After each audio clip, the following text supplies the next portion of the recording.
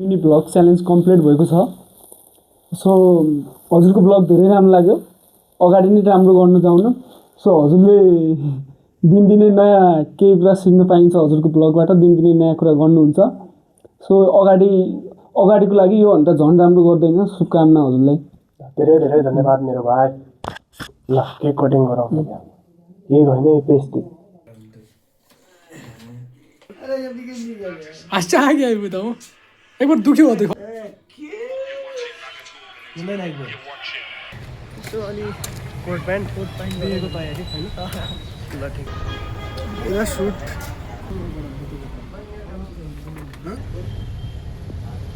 Javed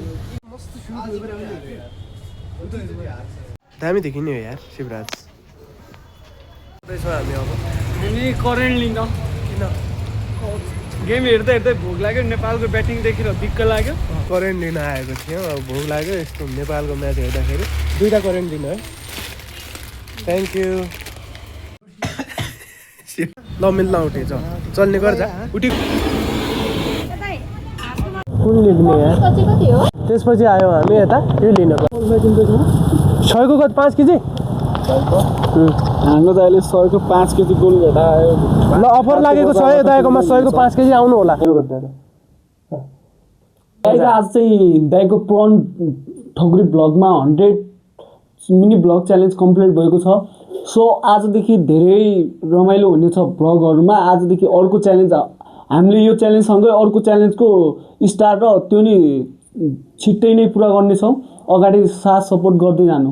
so stay tune guys. So hey guys, आज चाहिँ मेरो 100 मिनी ब्लग च्यालेन्ज कम्प्लिट भएको छ। मैले हरेक दिन हजुरहरूलाई नयाँ कुरा देखाउने प्रयास गरेँ। कतिजनाले मन पराइदिनु भयो होला, कतिजनालाई नराम्रो पनि लाग्यो होला।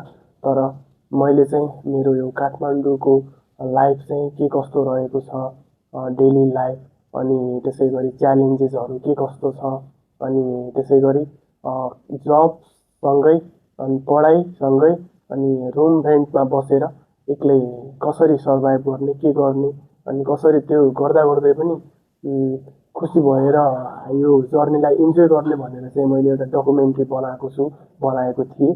आज चाहिँ यो 100 मिनी ब्लग च्यालेन्ज कम्प्लिट भएको छ। हजुरहरूलाई यति माया साथ सपोर्ट गरिदिनु हुने सबैजनालाई धेरै धेरै धन्यवाद। Thank you.